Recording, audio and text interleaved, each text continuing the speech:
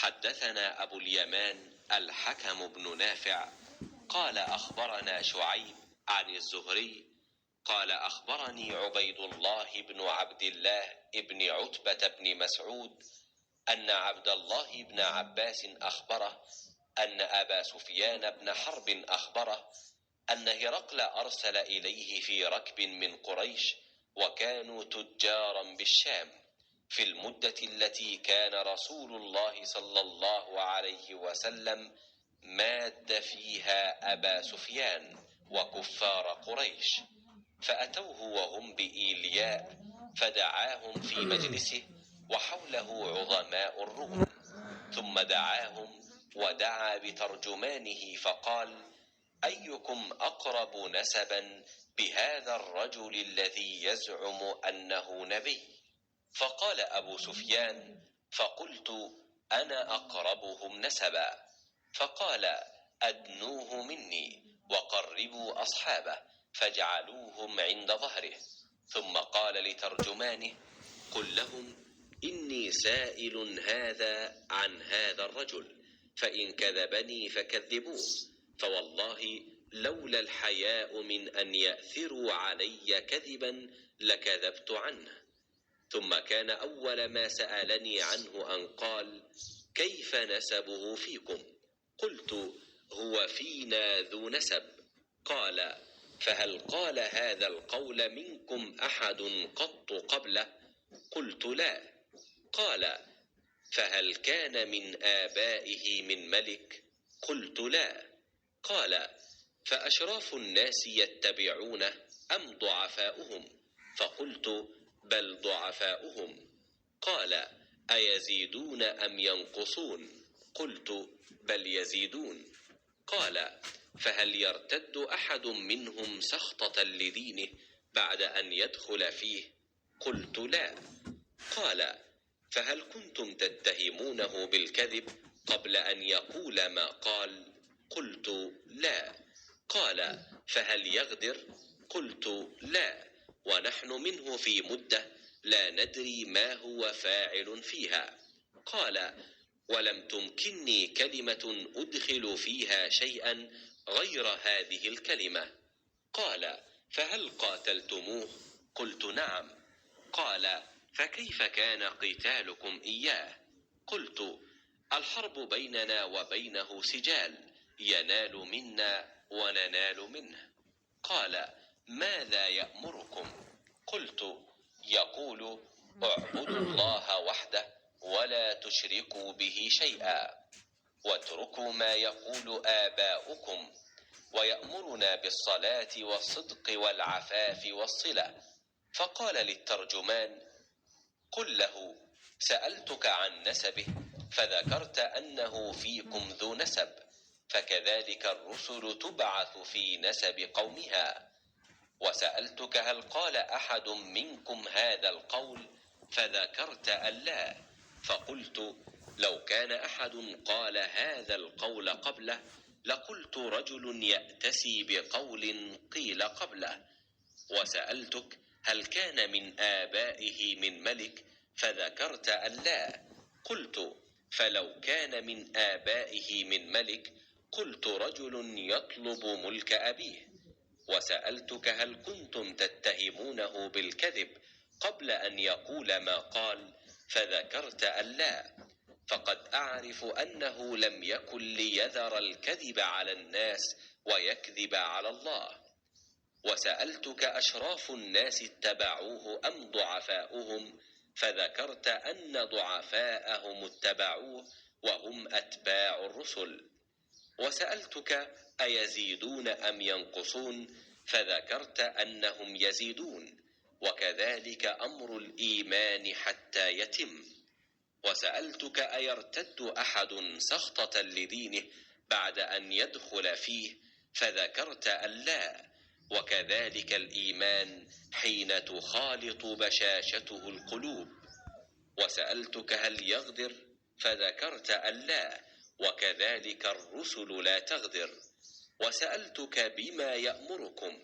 فذكرت أنه يأمركم أن تعبدوا الله ولا تشركوا به شيئا، وينهاكم عن عبادة الأوثان، ويأمركم بالصلاة والصدق والعفاف، فإن كان ما تقول حقا فسيملك موضع قدمي هاتين.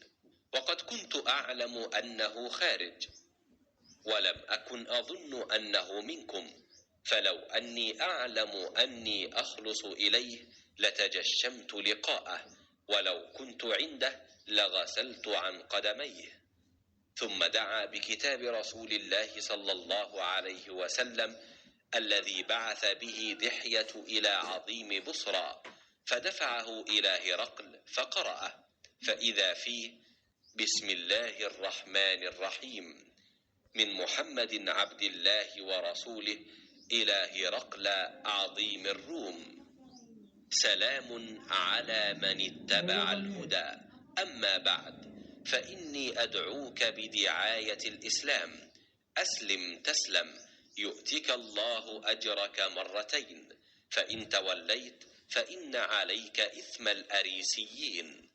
ويا أهل الكتاب تعالوا إلى كلمة سواء بيننا وبينكم ألا نعبد إلا الله ولا نشرك به شيئا، ولا يتخذ بعضنا بعضا أربابا من دون الله، فإن تولوا فقولوا اشهدوا بأننا مسلمون.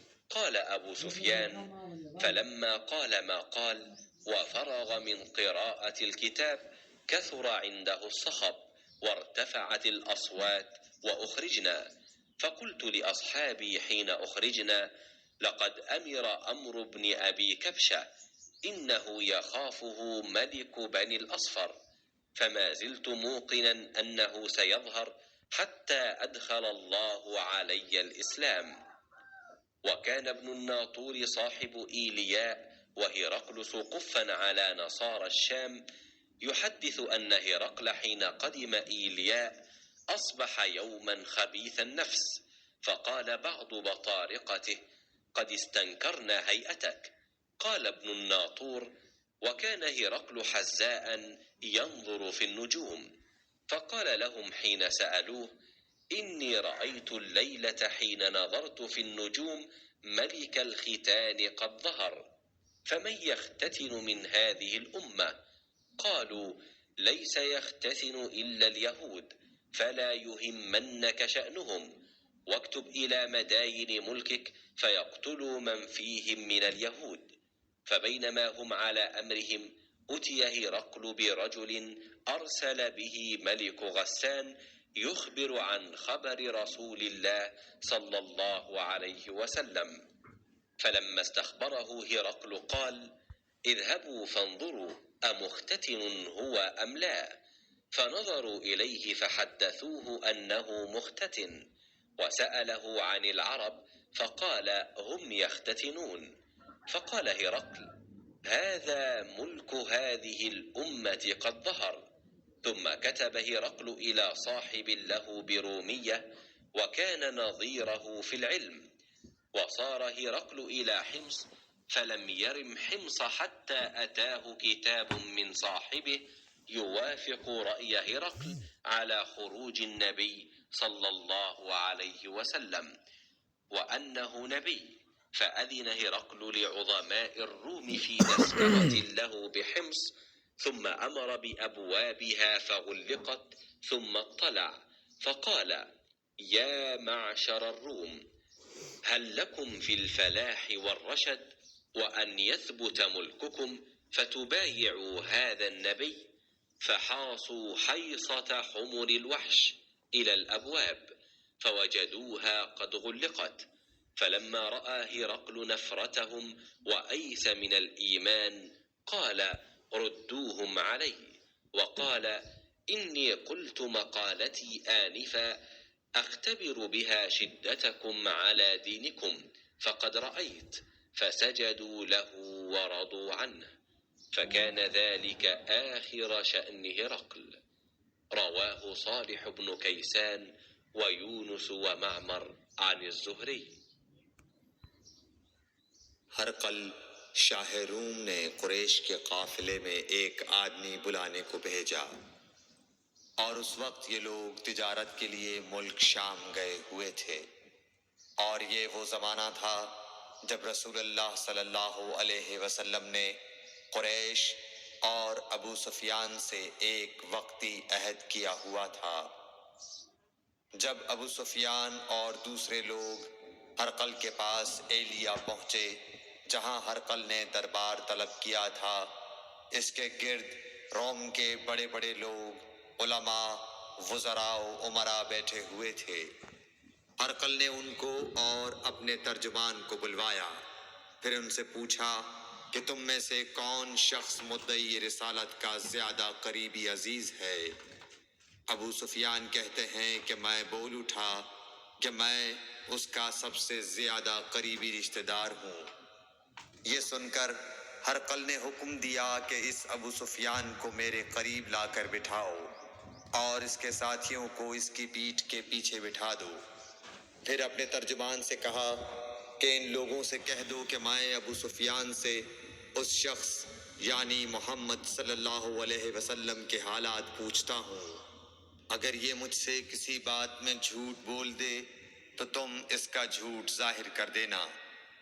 ابو سفیان کا قول ہے کہ خدا کی قسم اگر مجھے یہ غیرت نہ آتی کہ یہ لوگ مجھ کو جھٹلائیں گے تو میں آپ صلی اللہ علیہ وسلم کی نسبت ضرور غلط گوئی سے کام لیتا۔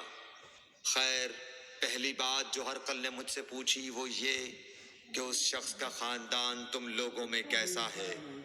میں نے کہا وہ تو بڑے اونچے عالی نسب والے ہیں۔ کہنے لگا اس سے پہلے بھی کسی نے تم لوگوں میں ایسی بات کہی تھی؟ میں نے کہا نہیں۔ کہنے لگا اچھا اس کے بڑوں میں کوئی بادشاہ ہوا ہے؟ میں نے کہا نہیں۔ پھر اس نے کہا بڑے لوگوں نے اس کی پیروی اختیار کی ہے یا کمزوروں نے؟ میں نے کہا نہیں، کمزوروں نے۔ پھر کہنے لگا اس کے تابعدار روز بڑھتے جاتے ہیں یا کوئی ساتھی پھر بھی جاتا ہے؟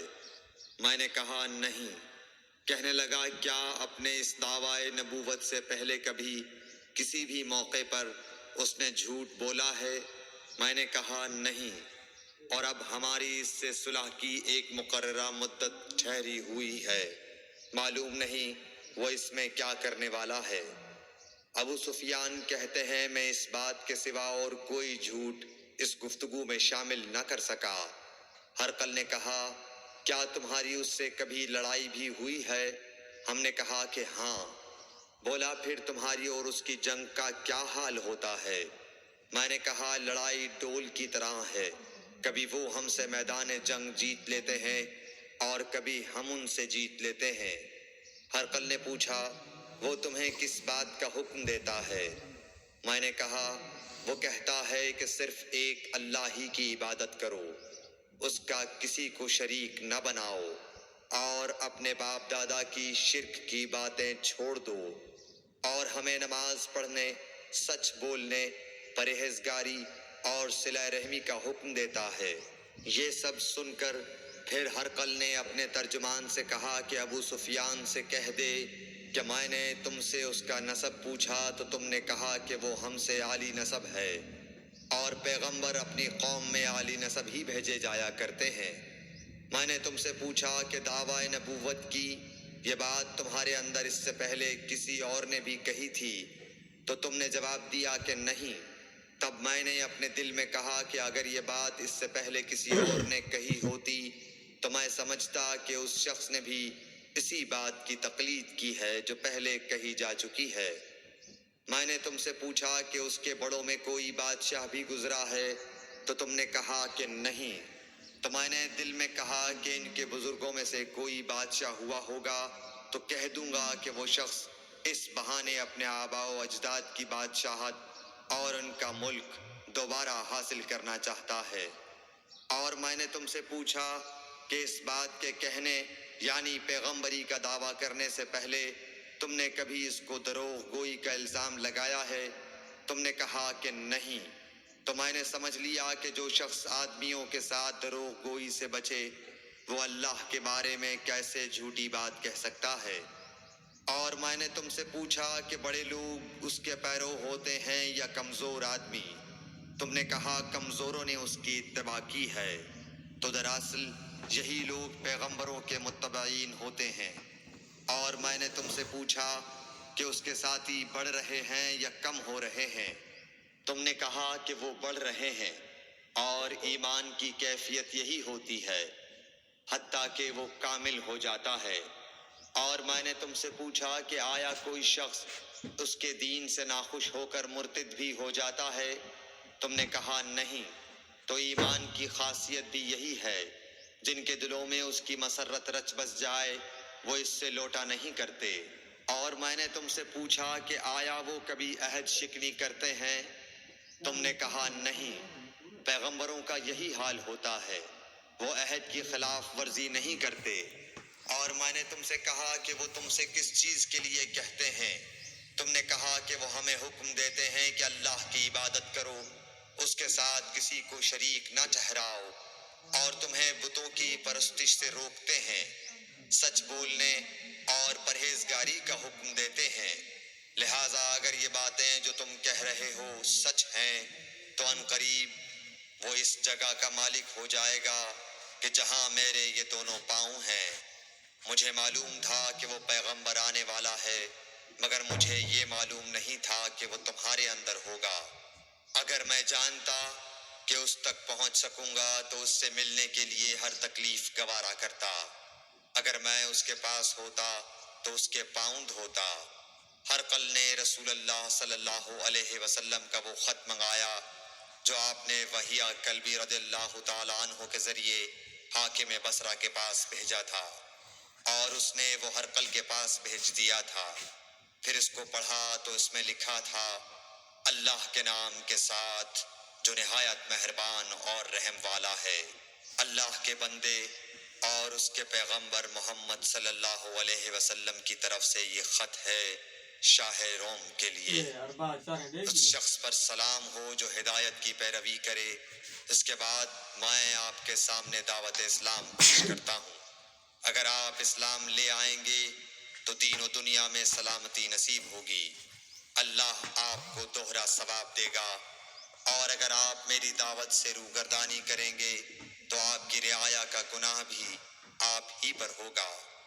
اور اے اہل کتاب، ایک ایسی بات پر آ جاؤ جو ہمارے اور تمہارے درمیان یکساں ہے، وہ یہ کہ ہم اللہ کے سوا کسی کی عبادت نہ کریں اور کسی کو اس کا شریک نہ ٹھہرائیں، اور نہ ہم میں سے کوئی کسی کو خدا کے سوا اپنا رب بنائے۔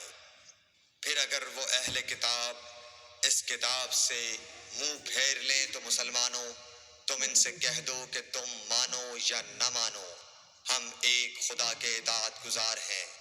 ابو سفیان کہتے ہیں، جب ہرقل نے جو کچھ کہنا تھا کہہ دیا اور خط پڑھ کر فارغ ہوا تو اس کے ارد گرد بہت شور و غوغا ہوا، بہت سی آوازیں اٹھیں اور ہمیں باہر نکال دیا گیا۔